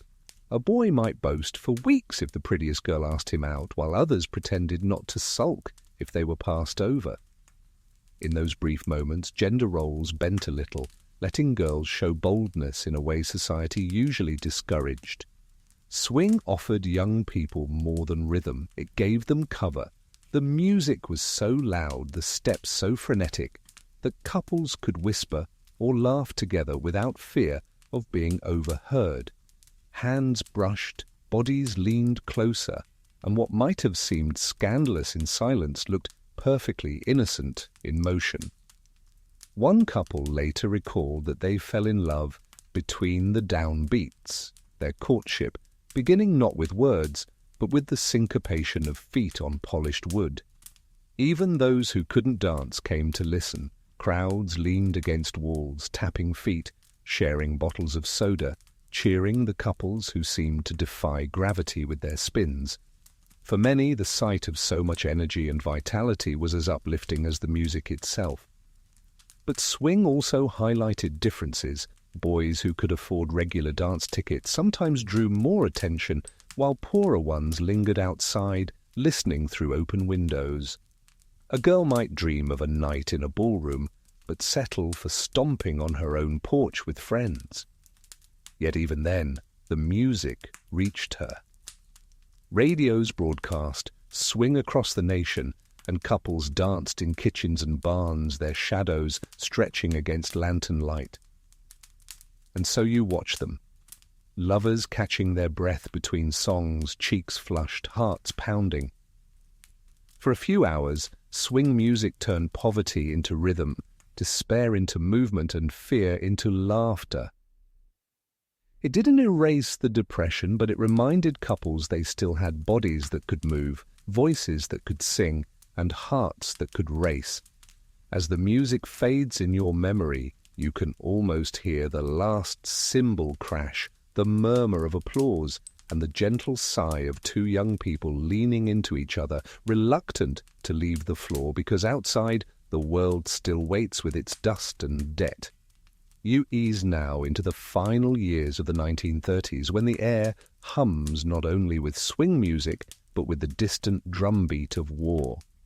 Even before America officially enters the conflict, the looming shadow of global tension shapes how young couples think about romance. Dating in these years carries a strange duality, an urgency sharpened by fear of the unknown, and a tenderness made sweeter because the future feels fragile. Imagine a boy and girl walking home under a dim street lamp in 1938. They've just left a nickel theatre where the newsreel showed Hitler's armies marching into Austria. The laughter from the comedy short lingers on their lips, but underneath it sits unease. He glances at her, wondering if he'll be called to service soon. She squeezes his hand a little tighter, as if by pressure alone she can keep him beside her. The depression has already taught them scarcity. Now a new scarcity threatens: time. Historians still argue whether the approach of war sped up or slowed down courtship. Some insist couples rushed into commitments, driven by the fear that tomorrow might vanish. Others believe caution prevailed, with families reminding daughters not to tie themselves down when the future could change in an instant. The debate swirls like smoke from a rationed cigarette, thin, unresolved, but impossible to ignore. The quirky tidbit: some young men, nervous about their prospects, began jokingly referring to whirlwind proposals as two-week engagements. In some communities, a boy might propose on a Friday and plan a wedding by Sunday, claiming he wanted to beat the draft. Though not all were serious, enough were real that newspapers commented on the surge in hasty nuptials, some of which lasted, and some of which dissolved as quickly as they began. Even for those not rushing to marry, the mood shifted. Dates grew more poignant. A shared soda at a diner carried more weight, as if each sip might be the last together. Couples sitting in dark theatres whispered about the headlines as much as the movie. Even letters between young sweethearts began to change tone, less playful, more urgent, filled with vows of loyalty no matter what the coming years might bring. Parents, too, felt the tension. Having endured the crash and its long aftermath, they now saw war clouds as yet another storm their children might not escape. Some encouraged marriages, hoping commitment would anchor young people before chaos arrived. Others resisted, fearing heartbreak if sons marched away and didn't return. Families hovered in doorways, watching their children walk off to dances or church socials, silently measuring the weight of each goodbye. And yet, despite the worry, romance persisted. In fact, for many, it glowed brighter. Young couples clung to each other, laughed harder at jokes, and danced longer into the night because they understood, more than ever, that joy was fleeting. The Great Depression had taught them how to stretch pennies. The looming war taught them how to stretch moments. You can almost see it. A couple swaying slowly to the last song of the night, the band's trumpet softer now, the hall nearly empty.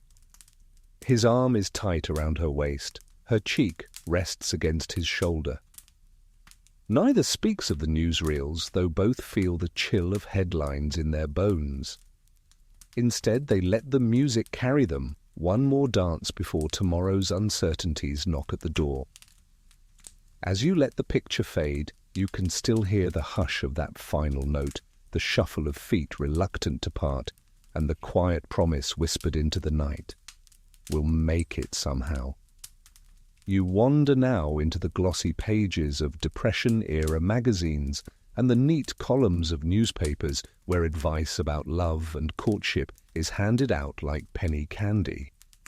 For young people navigating scarce nickels and stricter parents, print culture becomes a curious guide, dispensing both thrifty tips and stern moral warnings. Dating advice in the 1930s isn't whispered by an older cousin, it's typed out under headings like How to Win and Keep Him, or The Sensible Girl's Guide to Romance. Picture a young woman leafing through a magazine in the corner of a library. The cover shows glamorous models with gowns no one in her town could ever afford, but the inside columns tell her how to stretch one dress into 3 looks, how to curl her hair with rags, how to flirt without appearing cheap. The advice is equal parts practical and suffocating, and she reads it with a mixture of curiosity and doubt. Historians still argue whether these publications empowered young women with creative strategies or hemmed them into tighter boxes of respectability. Some scholars suggest the articles gave Depression-era readers tools to survive socially, teaching them how to date on a budget without shame. Others argue the same pages reinforced restrictive roles, warning women that failing to smile correctly or acting too forward could doom their romantic chances. Either way, the advice columns carried weight, often read aloud among friends, sometimes clipped and saved for later. The quirky tidbit, some magazines printed budget date ideas, encouraging readers to try courting at home. One suggestion was for a couple to bake bread together because it was economical, wholesome, and teaches harmony. Another recommended stargazing, though it warned against staying out beyond respectable hours. A syndicated column even advised young men to compliment their date's thriftiness. If she wears a mended glove, remark on her skill rather than the hole. You can't help but chuckle. Romance by way of penny-pinching praise. But the advice wasn't always light-hearted. Magazines often carried moralistic undertones. They warned girls not to marry hastily, not to trust drifters, not to expect glamour when reality demanded patience. Boys were reminded that a steady job is the best bouquet, a blunt message that security mattered more than flowers. In an era when parents already tightened control, these columns reinforced the lesson. Love must be sensible, economical, and future-minded. Yet young people didn't just swallow these rules. Some resisted, laughing at the absurd suggestions, bending them into inside jokes.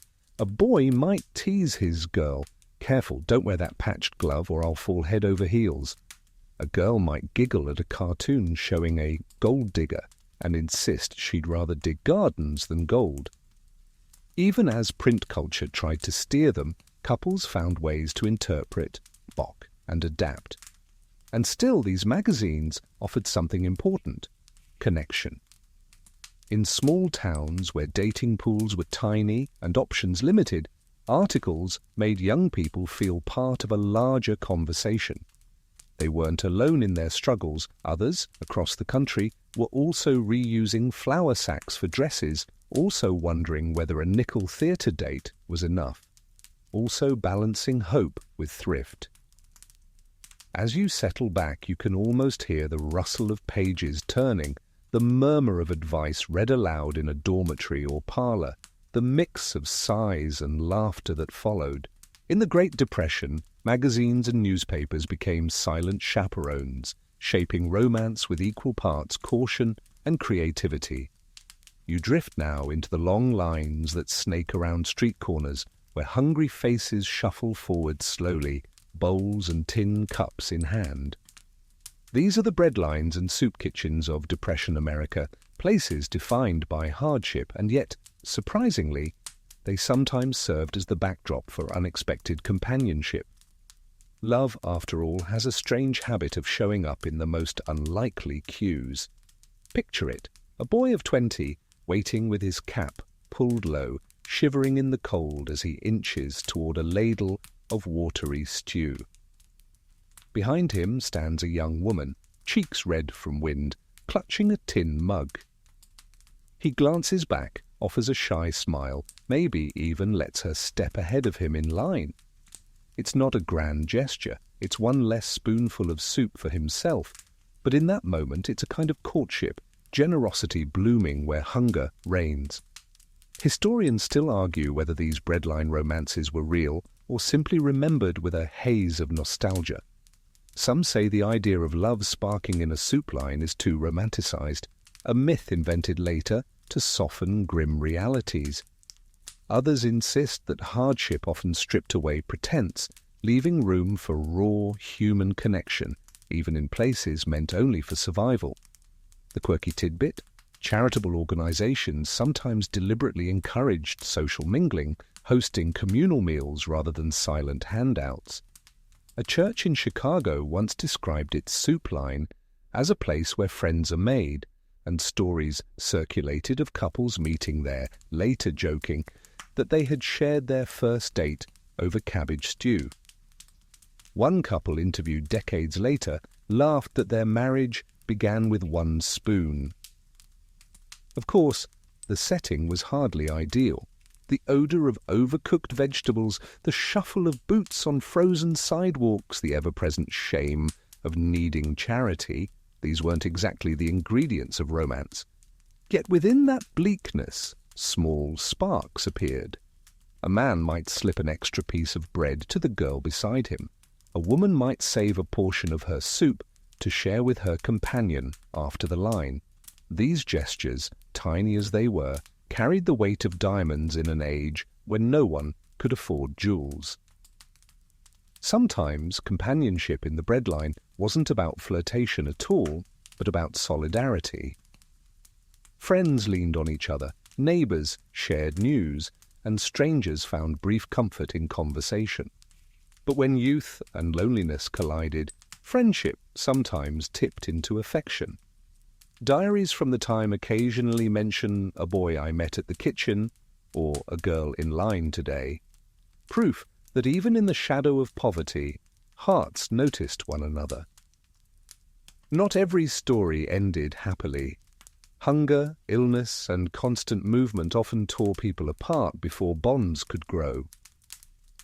Still, the idea of finding laughter, or even love, over a ladle of soup lingered as a symbol of the Depression's paradox that even in the harshest scarcity, humanity reached for connection. And so you imagine them standing in line as snowflakes fall, shoulders brushing in the cold. Their stomachs may be empty, but in that brief glance, in that soft hello, something flickers that feels warm enough to last a lifetime. You step now into the quiet parlors and front porches where couples sit with hands folded, weighing not only their affection, but their bank balances. In prosperous times, engagements often followed swiftly after courtship. A ring on her finger, a date set, a church booked. But in the shadow of the Great Depression, engagements stretched long, sometimes indefinitely. Weddings were postponed, and love stories lingered in limbo while couples tried to gather enough stability to take the next step. Imagine a young man sitting across from his sweetheart, fumbling with a tiny brass ring he saved up for weeks to buy. He loves her, he's certain, but he doesn't dare promise a wedding date. "Someday," he tells her softly. She smiles, but her eyes betray the worry. How long can they wait, and what if someday never comes? Their commitment is real, but its future is as fragile as the wages he earns from odd jobs.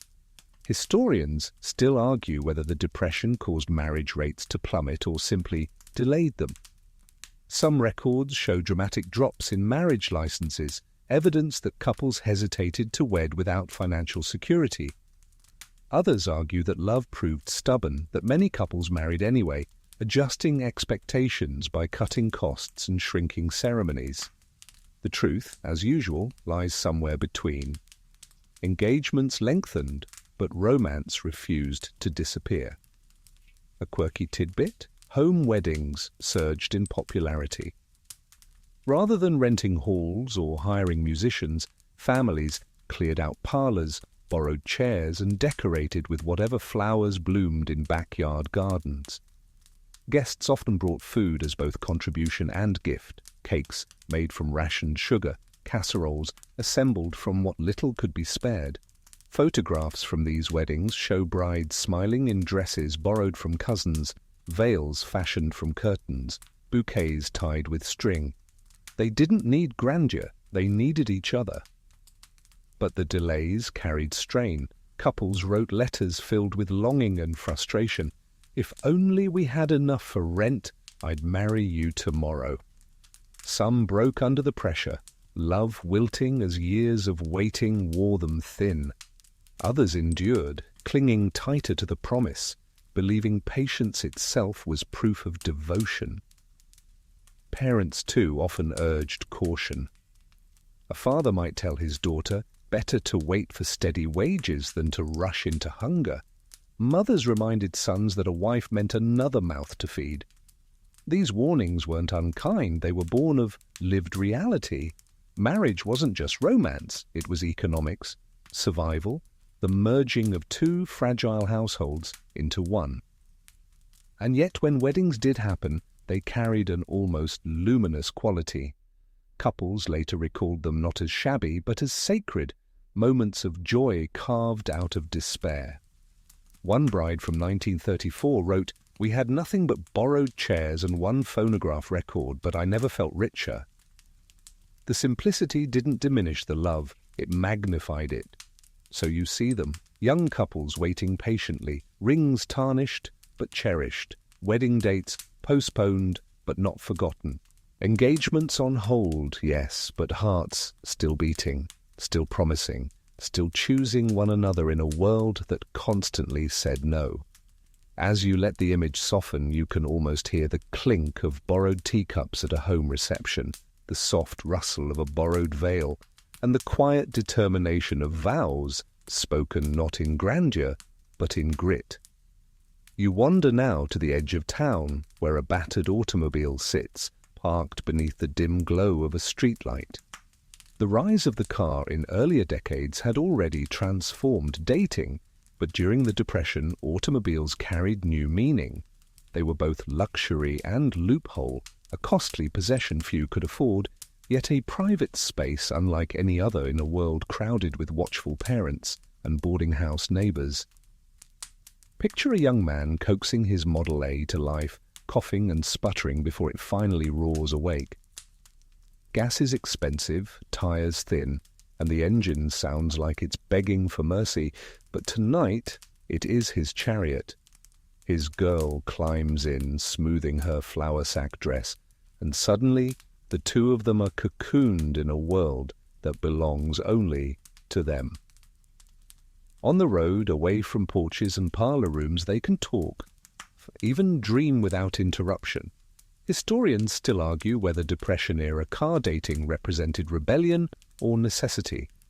Some scholars suggest automobiles became the only refugee for intimacy, driving young people farther from parental eyes than ever before.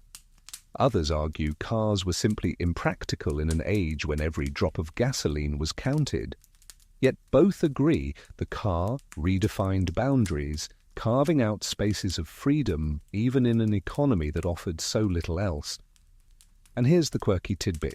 Petting parties of the 1920s didn't entirely disappear, though they were renamed and reframed. By the 1930s, some towns jokingly referred to automobiles as bedrooms on wheels, much to the horror of ministers and mothers. Local papers ran editorials warning of the moral dangers lurking in parked cars.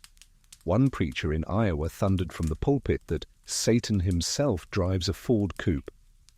You can almost smile at the melodrama even as you picture teenagers rolling their eyes. Yet the car wasn't only a place of whispered romance. It was a tool of movement. A boy might drive his sweetheart to the next town for a dance, saving her the long walk. Couples used cars to escape the monotony of home life, to sit by a riverbank or overlook the city lights, to imagine futures bigger than the small towns that hemmed them in.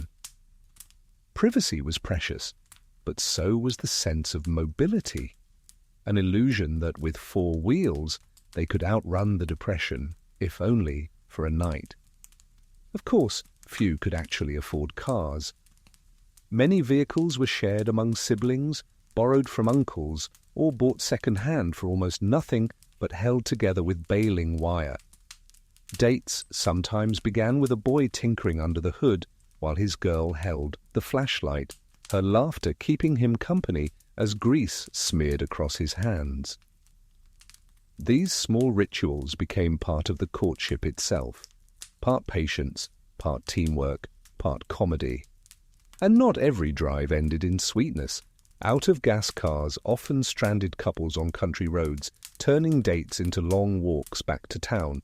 Some boys used the excuse of engine trouble to linger with their girls, though often the ruse was betrayed when the engine sputtered back to life with one sharp kick. Even mishaps became part of the law, stories retold years later with more fondness than frustration. So you picture it. 2 young people sitting in the front seat of a rattling car, headlights dim, the world outside, dark and uncertain. Inside, though, is a bubble of warmth, of laughter, of whispered promises about brighter days. The depression may have emptied their wallets, but for a little while, the car gave them something priceless. Privacy, freedom, and the feeling that love could still move forward, even on bald tires. You drift now into the laughter that bubbles up in unexpected places, where couples learn that humor is sometimes the only weapon sharp enough to cut through the heaviness of the Great Depression. Romance in these years isn't just about thrift or commitment. It's also about finding ways to laugh together when the world outside seems determined to press everyone flat. Imagine a boy arriving for a date with empty pockets but a mischievous grin. Instead of flowers, he presents his sweetheart with a bouquet of dandelions yanked from his mother's yard. She giggles, twirls one between her fingers, and declares it the finest bouquet in town. It isn't glamour, but it is levity, and levity is precious. Historians still argue whether couples in the Depression consciously used humor to cope, or whether laughter simply erupted because it had to. Some say humor was deliberate, a survival strategy that made hunger bearable and waiting tolerable. Others argue it was unplanned, woven into human instinct, the natural release valve when life grows too heavy. Either way, those small jokes stitched resilience into romance, binding couples together with chuckles and sighs. The quirky tidbit: in some towns, couples actually held mock dates, poking fun at their own poverty. They'd dress in outlandishly mismatched clothes, bring paper bags instead of purses, and dine on boiled potatoes as if it were fine cuisine. One Ohio girl later recalled that she and her beau hosted a pretend banquet with nothing but stale bread, each announcing courses in exaggerated French accents. "Soup too yesterday," nearly sent them both into hysterics. Playfulness slipped into daily routines too. A girl might tease her boyfriend that his patched pants were the latest New York fashion. A boy might declare his sweetheart's hand-me-down shoes glass slippers as they walked to the park. These jokes, small and silly, reminded them that love wasn't just duty or endurance. It was joy, even if that joy came wrapped in threadbare fabric. But humor also masked fears. Couples laughed at their struggles partly because the alternative, dwelling on hunger, unemployment, or illness, was unbearable. You can almost hear the nervous chuckles after a joke falls flat, the way laughter sometimes trembles at the edges. Yet, even shaky humor could soothe.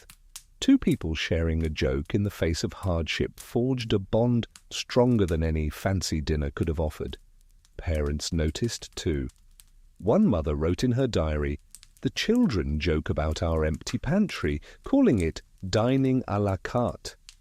I laugh along, though it aches inside. Still, I'm glad they laugh. It makes the silence easier. Humor, it seems, was not just a salve for young couples, but for families, whole communities, even entire towns. So you picture them, two young lovers walking home under a starry sky, their bellies light, but their hearts lifted by laughter. She jokes that he owes her a nickel for making her laugh so hard. He replies that she'll have to put it on his tab. The world is heavy, but for a moment their steps feel light. As you let the image fade, you can still hear the echo of shared giggles, the sigh of relief that comes with laughter, and the quiet truth that love during the Depression wasn't only about endurance. It was about the courage to find joy, even in the cracks of despair.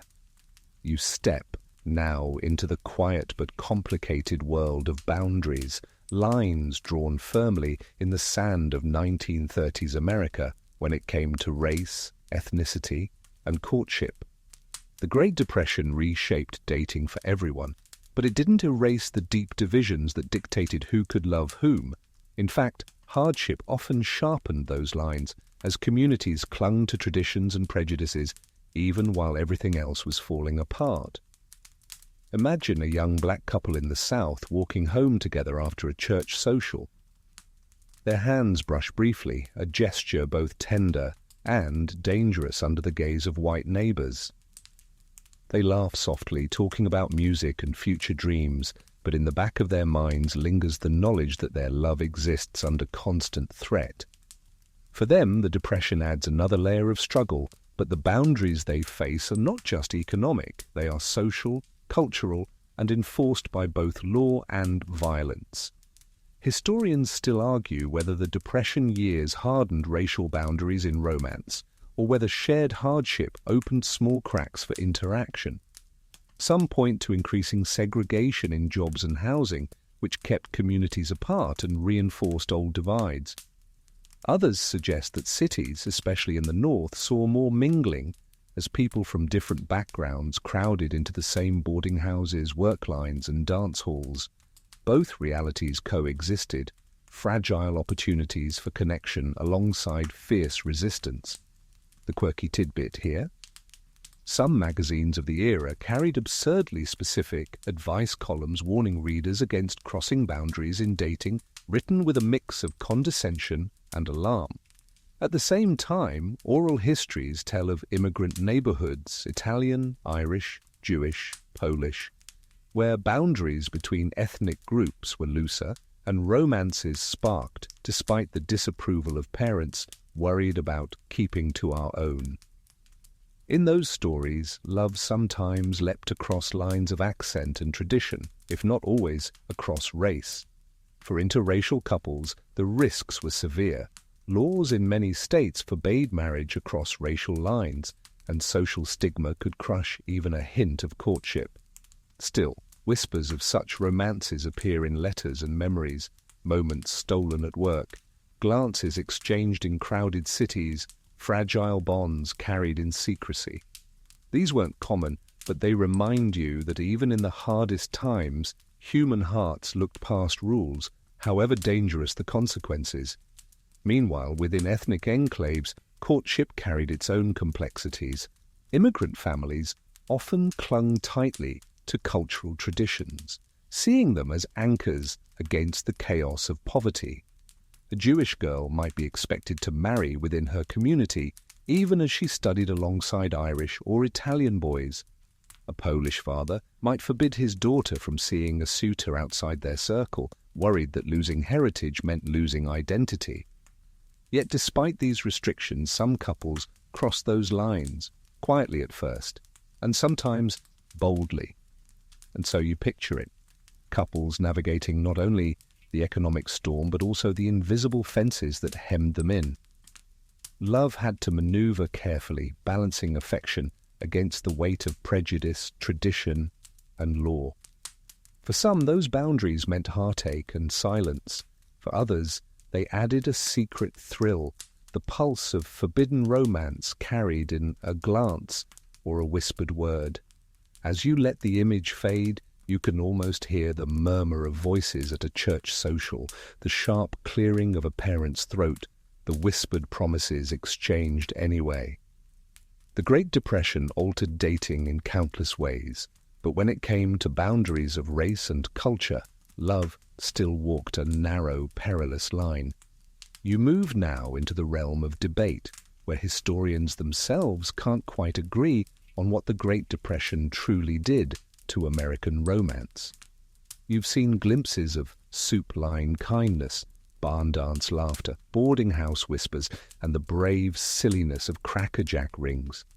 But was love slowed down, careful and cautious, or did hardship press couples closer, faster, into arms they might otherwise have hesitated to trust? The scholarly arguments circle like dancers on a floor, never quite settling into a single step. One camp argues that the Depression acted as a break. They point to delayed engagements, postponed weddings, and the cold statistics of fewer marriage licenses issued through the worst years. For them, the story is clear. Economic fear cooled passion, forcing young people to weigh every promise against rent and groceries. You can't eat kisses, as one stern father warned, and in this view, kisses waited until security returned. Another camp insists the opposite. They highlight stories of whirlwind courtships, hasty proposals, and the rise of going steady as proof that scarcity heightened the hunger for stability. When jobs and homes could vanish overnight, love became the one anchor that people clung to fiercely. Better to seize happiness quickly, they argue, than to wait for prosperity that might never come. And then there's the middle path, scholars who suggest the Depression did both, depending on place, class, and circumstance.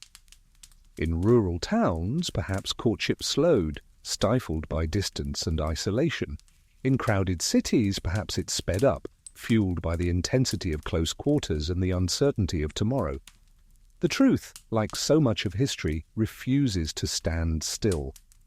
The quirky tidbit here: even academic debates about this period sometimes sound oddly romantic.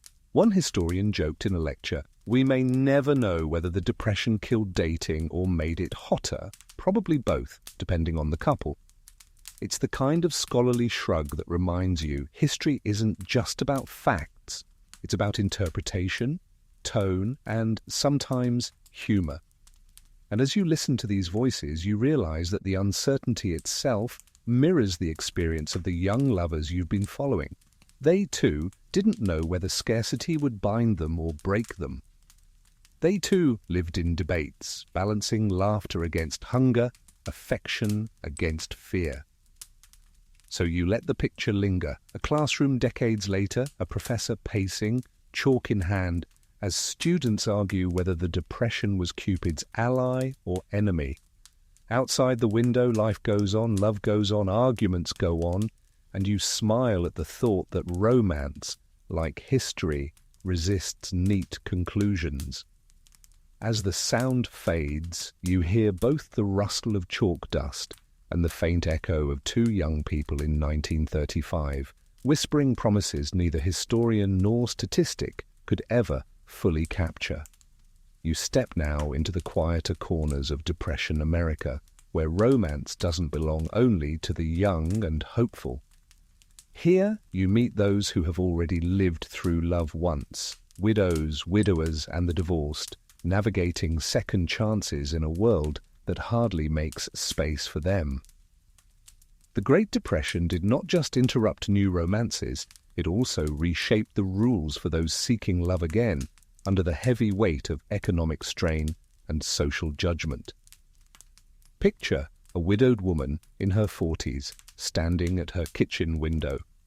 Her husband died years before, leaving her with 2 children and bills stacked higher than the flour tin. She never imagined remarrying, but when a kind neighbor begins stopping by with firewood, lingering a little longer each visit, she feels the stirrings of something she thought had ended with her youth. Their courtship is tentative, not a dizzy spin of dance floors, but quiet evenings sharing coffee, talking about survival, and exchanging a shy smile when the children aren't looking. Historians still argue whether the Depression opened doors for such second-chance romances or closed them tighter. Some claim necessity encouraged remarriage. Practical unions formed for stability, where companionship softened the blow of scarcity. Others argue social stigma grew sharper, especially for divorced women, who were sometimes painted as reckless or irresponsible for daring to seek new love. The truth seems to weave between both: opportunity, shadowed by suspicion, affection tinged with practicality. The quirky tidbit here: newspapers occasionally printed snide jokes about Depression marriages, where widows supposedly married men for their Social Security benefits once those programs began in the mid-1930s. One cartoon even showed Cupid with a ledger book, balancing affection against monthly checks. Absurd and a little cruel, yes, but revealing of the era's uneasy mix of love and economics. For those seeking second chances, courtship looked different. Dates were rare, instead bonds formed in shared work. A man might fix a widow's roof, not just out of duty, but affection. A woman might bring bread to a widower, their conversation stretching longer with each visit. Neighbors noticed, gossiped, sometimes frowned. But slowly, respect often grew. These romances weren't built on moonlit walks, but on small acts of care, woven into the routines of survival. Divorced individuals faced the harshest scrutiny. In an age that prized thrift and stability, divorce was seen by many as wasteful, even selfish. Yet, even here, love found paths. Stories survive of divorced men remarrying quietly, of divorced women carving new lives in cities where anonymity gave them freedom. One diary from 1937 notes, "I was scolded for seeking happiness twice, but why should grief or failure mean the end of my heart?" You picture them, 2 people sitting at a plain kitchen table, steam rising from chipped mugs, their hands brushing as they pass the sugar bowl. Outside, the world groans under poverty. Inside, something gentle rekindles. These aren't whirlwind romances. They are careful, steady, built on the memory of loss and the courage to try again. As you linger here, you can almost hear the kettle whistling, the low murmur of voices, the cautious laughter of people daring to believe that love can return even after it's been bruised. In Depression America, second chances weren't easy, but they carried a quiet beauty, proof that even amid scarcity, the heart still asked for more. You step now into the twilight of the decade, when the scars of scarcity have etched themselves into daily life so deeply that even as recovery stirs, the habits of restraint remain. The Great Depression has not only changed how people eat, dress, and work, it has quietly reshaped how they love. Courtship, once painted in bright, reckless strokes, is now sketched in careful lines guided by thrift, patience, and a wary sense of the world's fragility. Imagine a young couple walking down Main Street in 1939, the shop windows once again displaying rings and gowns. They pause to look, but they don't rush in. Instead, they smile at one another knowingly.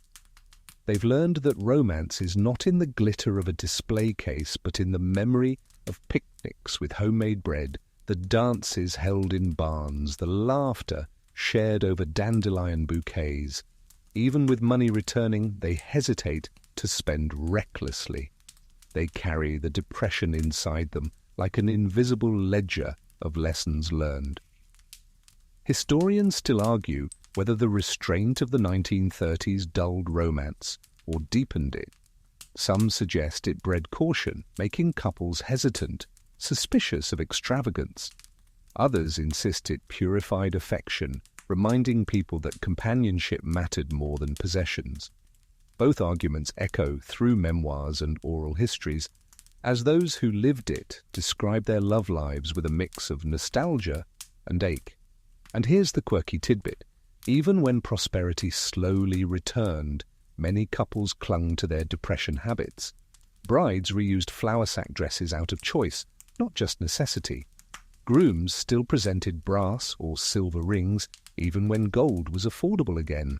Old jokes about nickel dates lingered, recycled at anniversaries, reminders of how love had endured on scraps and smiles. One couple famously celebrated their 50th anniversary by recreating their first Depression-era date. A picnic of sandwiches and lemonade, eaten on a park bench with nothing but laughter for dessert. For those who came of age in the Depression, thrift became second nature. They folded it into their marriages, raising children on lessons of waste not, want not. And in the realm of romance, that restraint shaped expectations for decades. Lavish gestures were no longer the only proof of devotion. Simple consistency, shared effort, and the ability to weather storms together became the true hallmarks of love. You can almost hear it in their stories. Women who saved every letter written on cheap paper. Men who remembered the sweetness of a homemade scarf over any bought gift. They didn't forget the grandeur of Hollywood, but they measured real affection against the smaller, sturdier gestures of their youth. So you see them, older now, watching younger generations chase glitter with the faintest smile. They know that the Depression taught them something unshakable, that love, when it survives scarcity, becomes harder to break. Restraint wasn't a prison, it was a forge, shaping habits that endured long after bank accounts recovered. As you let the image soften, you hear the quiet rustle of thrift carried forward, the hum of sewing machines mending clothes, the clink of jars saved for spare change, the laughter of couples who once counted pennies and now count memories instead.